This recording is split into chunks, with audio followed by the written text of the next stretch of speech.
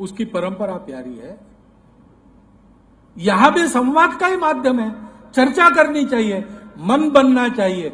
मन बनने के बाद सारी बातें ठीक से स्वीकार करते हैं। वो मन बनाने का कार्यक्रम हुए बिना ऐसे परंपराओं से छेड़छाड़ करना, आज के अधूरे तंत्र पर आधारित, अधूरी दृष्टि वाले कानून के आधार पर उसको तुरंत करना, ये ठीक नहीं है। डॉक्टर अंबेडकर ने दीक्षा परिवर्तन किया। हिंदू धर्म में मैं जन्मा हूं लेकिन हिंदू धर्म में नहीं मरूंगा, ये प्रतिज्ञा करके किया। लेकिन प्रतिज्ञा के पहले 20 साल और बाद में 20 साल उन्होंने समय दिया, चर्चाएं की, सर्वत्र बात की, और मन बदलता नहीं ऐसा देखने के बाद उन्होंने उस पर प्रहार नहीं किया। उन्होंने कहा कि ठीक है, हम अपना रास्ता बदल लेते हैं।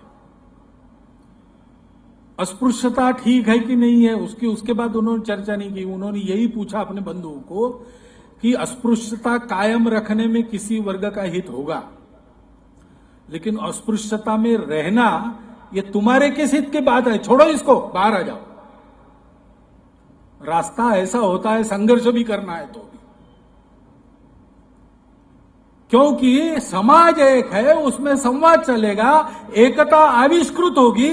सारे मतभेदों को पाटकर विभिन्न धाराओं में बटे प्रवाह भी एक होने की संभावना बनी रहती है, वो बनी रहनी चाहिए।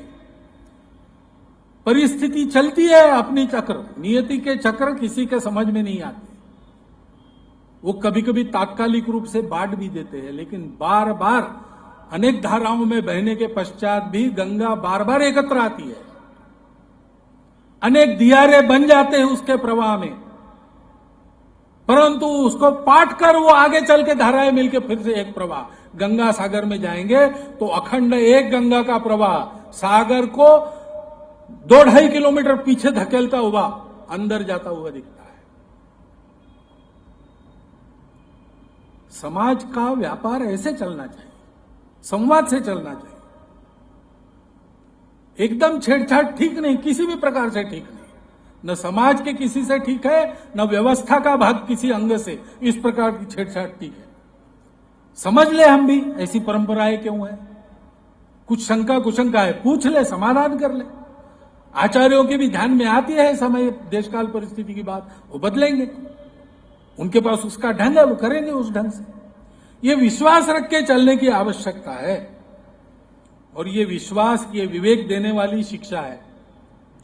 उसके बारे में अतिथि जी ने भी कहा है, व्यापारीकृत हो गई शिक्षा, उसके बड़े भयंकर परिणाम है। और सामान्य जनों को वो विद्यादान भी अब महंगा हो गया है। बड़े अच्छे अच्छे पाठ्यक्रमों में जाने का सपना भी नहीं दे सकते सामान्य लोग, इतने महंगे हो गए। सारे समाज को शिक्षित करना है तो शिक्षा को सस्ता बनाना पड़ेगा, शिक्षा के व्यापारीकरण को हटाना पड़ेगा। उद्देश्य क्या है ये सोचकर जीवन की शिक्षा देनी है। विद्यादान तो उसका है ही उद्देश्य, लेकिन मात्र पेट भरने वाली शिक्षा पेट भरने वाली नहीं, पेट भी नहीं भरती। कुत्ता बिल्ली कौन सी स्कूल कॉलेज में जाते हैं, जीवन में बड़े होकर सीख लेते हैं पेट भरना। हमारे यहां ऐसे उदाहरण नहीं है क्या? अशिक्षित व्यक्ति भी सिरमौर नेता बन गए, लगातार चुन के आ गए 5-5 बार। ऐसा होता नहीं है क्या? अपने देश में होता है। पेट भरना कौन सी बड़ी बात है, वो तो हिम्मत की बात है। वो हिम्मत उत्पन्न करने वाली शिक्षा चाहिए, विद्या देने वाली शिक्षा चाहिए, साथ साथ विवेक देने वाली, मनुष्यता देने वाली, संवेदना देने वाली, स्वाभिमान देने वाली शिक्षा चाहिए। और इसलिए अपने देश में भी शिक्षा के अनेक प्रयोग चल रहे हैं। विदेशों में भी फिनलैंड जैसे देशों के प्रयोग अनुकरणीय है। अपने देश में शिक्षा का विचार करने वाले कितने कमीशन बैठे, उन सबके रिपोर्ट्स है, उनकी संस्तुतियां है। इन सबका कभी एक साथ बैठकर विचार करके आने वाले समय को देखते हुए, अपने समाज को देखते हुए शिक्षा का हमको एक मॉडल बनाना पड़ेगा। पाठ्यक्रम, शुल्क व्यवस्था, संचालन पद्धति में कई मूलभूत परिवर्तन लाने होंगे। समग्रता से विचार करने पर सही गलत ध्यान भी आएगा, वो विचार करना पड़ेगा। शिक्षा समाज आधारित होनी चाहिए, परंतु समाज आधारित शिक्षा कल निरंकुश हो गई और शिक्षा देने वालों में व्यापारी बुद्धि आ गई तो महंगी हो जाती है। और इसलिए उस शिक्षा में सरकार के विद्यालय, महाविद्यालय, संस्थान, इनका भी बड़ा महत्व है। उनको उत्कृष्ट रूप से ही चलाते रहना चाहिए। वहां उपस्थितों में एक बनकर वहां के उपस्थित लोगों का नियंत्रण करना, ये करना पड़ेगा। इतना बड़ा देश है, शिक्षा का तंत्र चलाने में विकेंद्रितता अपनानी पड़ेगी। किसी एक बड़े शहर में बैठकर वहां से सारा विचार किया जाएगा तो वो व्यवहारिक नहीं होगा।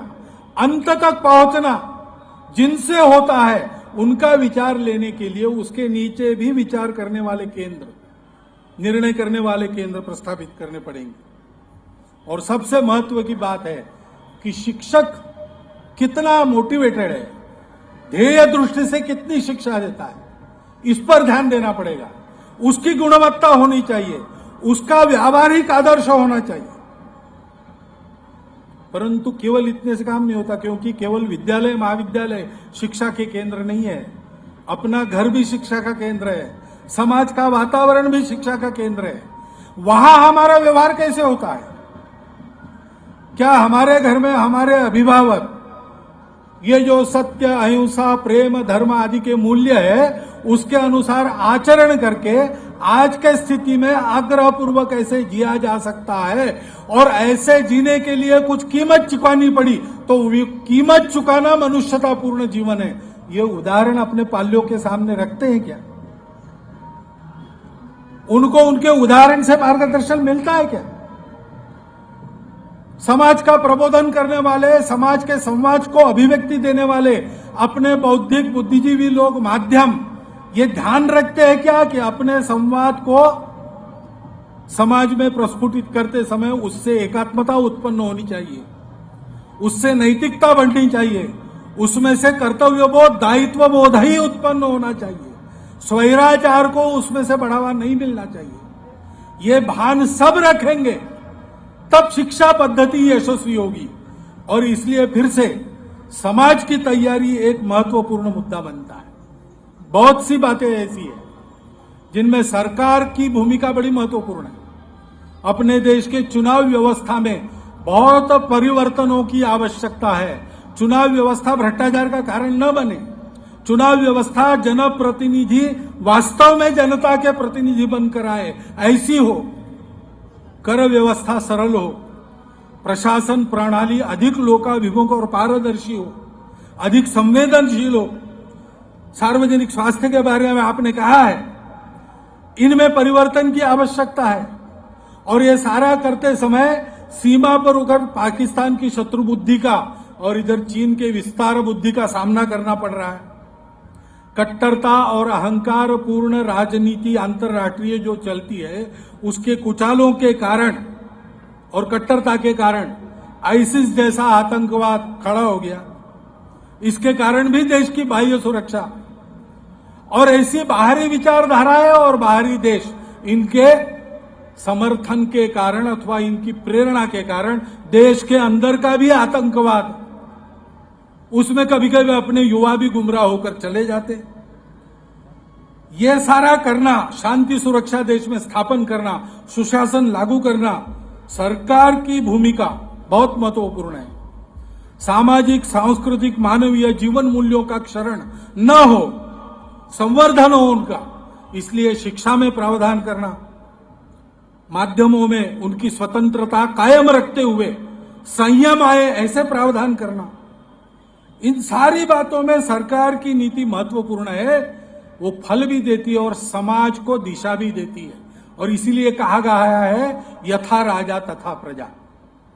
परंतु उसका उतना ही, या मैं कहूं उससे अधिक महत्वपूर्ण पहलू यह है कि व्यवस्था और उसको चलाने वाले समाज की संगठित अवस्था, गुणवत्ता और सामूहिक आकांक्षा से प्रभावित होते हैं। शासन, प्रशासन, समाज तीनों के राष्ट्रबोध, प्रामाणिकता, सदिश चिंतन और दीर्घोद्योग से ही भाग्य परिवर्तन होता है। ऐसे नहीं हो सकता। तीनों की सिनर्जी ऐसी विकसित होनी चाहिए। तो हमारे संगठित समाज को इस प्रकार संगठित करके मूल्यों के आधार पर देश के लिए अग्रसर करने वाला सूत्र कौन सा है? वही है हमारी संस्कृति, भारतीय संस्कृति, सनातन संस्कृति, विविधता में एकता देखना सिखाने वाली संस्कृति, सब विविधताओं का सम्मान, सबके प्रति आत्मीयता और सबको स्वीकार कर चल सकने वाली दुनिया की एकमात्र संस्कृति। ये सारी बातें संस्कृति की जब हम कहते हैं, बातें हम वही कहते हैं। भारतीय संस्कृति कहते समय जो कहा जाता है, सनातन संस्कृति कहते समय जो कहा जाता है, मानवीय संस्कृति को जो कहा जाता है, वो सब बातें हम कहते हैं। लोग कहते हैं आप हिंदू तो बोल रहे हैं, इसलिए वो हिंदू संस्कृति है। उस हिंदू संस्कृति को अभी तक अक्षुण्ण अखंड रखा गया है। आज भी अपने देश में वो मिलती है। छोटी मोटी बातें इधर उधर होती रहती है, उसका बहुत बड़ा करके चित्र बताया जाता है, लेकिन वास्तविक व्यवहार क्या है? संघ के स्वयंसेवक जाके आए, दिल्ली के एक मस्जिद में जाके आए, वहां हजरत निजामुद्दीन के वहां पर जाके आए, साफा पहना के उनका स्वागत हुआ। वहां कव्वालियां चल रही थी, इनके नाम भी एक कव्वाली गाई गई। संवाद करने गए थे, संवाद करके आए। ये संघ की केवल बात नहीं, हिंदू समाज के प्रकृति में कितनी ही बातें ऐसी है, चलती है। वो सूत्र है हमारा, वो हिंदू संस्कृति है। उस हिंदू संस्कृति को आज तक उसका प्रवाह अखंड अक्षुण्ण रखने में, उसको सरसाने में किसका योगदान है? उसके लिए बलिदान दिया जिन्होंने, उसके लिए जिन्होंने परिश्रम किया, वो हमारे पूर्वज।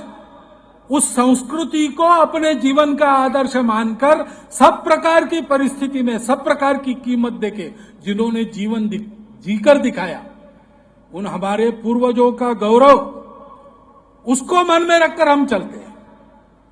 और इसलिए छोटे मोटे ऐसे प्रसंग होते हैं, भारत की संस्कृति नहीं बिगड़ती, हिंदू संस्कृति नहीं बिगड़ती। सनातन संस्कृति विविधता में एकता देखते हुए, समन्वय और कृतज्ञता की बुद्धि सिखाते हुए, त्याग संयम के आधार पर चल रही है, चलती रहेगी। वो गौरव हमारा आधार है, वो आदर्श हमारे आधार है, उन पूर्वजों का इतिहास हमारा आधार है। और ये सारा जिसके कारण हमारे मन में आया, वो हमारी परम पवित्र अखंड मातृभूमि। उसका भूगोल बदलता है, नक्शे पर रेखाएं खिंच जाती है, देशों के नाम बदल जाते हैं, लेकिन एक ऐसी भूमि है, ये हमारी मातृभूमि है, सुजल सुफल मलयज शीतल। उस प्राचीन समय में सब प्रकार से आक्रमणों से सुरक्षित, कोई आता नहीं था, अंदर समृद्धि थी, जनसंख्या उस समय की कम रही होगी। उसने हमको सिखाई शांति, उसने हमको सिखाया सत्य, उसने हमको सिखाई अहिंसा। उस मातृभूमि ने माता के समान हमारा पोषण भी किया, माता के समान हमको संस्कार भी दिए। उस मातृभूमि की अव्यभिचारी भक्ति। इन 3 सूत्रों के आधार पर हमारा देश एक है, एक रहा है, एक रहेगा। इन 3 सूत्रों के आधार पर जो विचारों की प्रवाह का सृजन होता है, उसी को हम कहते हैं हिंदुत्व। उस हिंदुत्व के आधार पर इस देश को संगठित करने का काम संघ 90 वर्षों से कर रहा है। सब प्रकार की परीक्षा देके आगे बढ़ा है, सब प्रकार के अग्निदिव्यों से पार होकर उसके स्वयंसेवक प्रामाणिकता से, निस्वार्थ बुद्धि से, किसी भी प्रकार से कीर्ति पद मान प्रतिष्ठा की आकांक्षा मन में न रखते हुए आगे बढ़ते चले आ रहे। और इसलिए आज समाज के सारे विश्वास का, प्रेम का आधान वो संघ बना है। वो संघ सोचता है कि इन 3 सूत्रों के आधार पर यह समाज एक हो सकता है। इन 3 सूत्रों के आधार पर ही यह समाज इस देश का समाज कहलाता है। इन 3 सूत्रों के आधार पर चलने वाले हर व्यक्ति को हम उस समाज का घटक मानते हैं। हिंदू संस्कृति, हिंदू पूर्वज और ये हिंदू भूमि, इसके आधार पर चलने वाला ये हिंदू समाज है, वो इन सब का वाहक है। उसका संरक्षण, उसकी सर्वांगीण उन्नति, उसके लिए हम काम करते हैं। और इसलिए आज अपने देश में और दुनिया में भी एक विश्वास हमने उस कार्य से अर्जित किया। लेकिन जैसे केवल नेताओं से, केवल सरकार से देश की उन्नति नहीं हो सकती, पूरे समाज को सहभागी होना पड़ता है, वैसे एक संगठन भी अकेला नहीं कर सकता। पूरे समाज को, हम सबको जोड़ने वाले इन 3 सूत्रों से अनुप्राणित होना पड़ेगा। शक्ति के साथ शील की दीक्षा लेनी पड़ेगी, ज्ञान की उपासना करनी पड़ेगी और मन से सारे स्वार्थ और भेदों को तिलांजलि देते हुए देश को बड़ा बनाने का उद्यम करना पड़ेगा और उद्यम करने वालों पर नजर रखने का भी काम करना पड़ेगा। इस संगठित शक्ति को उत्पन्न करने का संघ का काम है। वो संघ का काम है इसलिए नहीं, यही एक काम है जिससे कुछ होगा, यही पथ है और इसलिए करने का यही। विजयादशमी उत्सव के प्रसंग पर पुनः एक बार मैं आप सबको आह्वान करता हूं कि संघ के दर्शक बने मत रहिए, संघ के प्रत्यक्ष सहयोगी कार्यकर्ता बनिए। संघ के इन संस्कारों को संघ स्थान पर आकर प्राप्त कीजिए। माता भगिनियों के लिए राष्ट्र सेविका समिति ऐसा ही काम करती है, वहां उनको संस्कारों की प्राप्ति हो सकती है। और फिर अपने जीवन में जैसे रोज अपने लिए समय और कमाई रखते हैं, रोज अपने परिवार के लिए समय देते हैं, कमाई रखते हैं, वैसे रोज अपने लिए समाज का करने का, बिना किसी लाभ के निस्वार्थ बुद्धि से, प्रामाणिकता से करने का एक काम चुन लीजिए। उसमें अपना समय और अपनी कमाई लगाइए। संघ के स्वयंसेवक बनकर, योग्य बनकर समाज के उत्कर्ष में लग जाइए, तो हम देखेंगे कि सारे विश्व को मानवता की शिक्षा देने वाला भारत खड़ा होगा।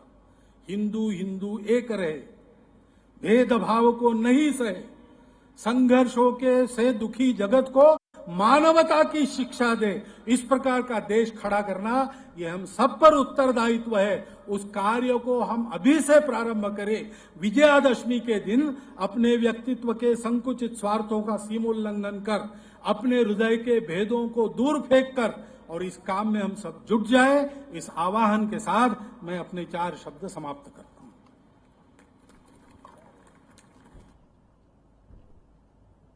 सावधान, उत्तिष्ठ।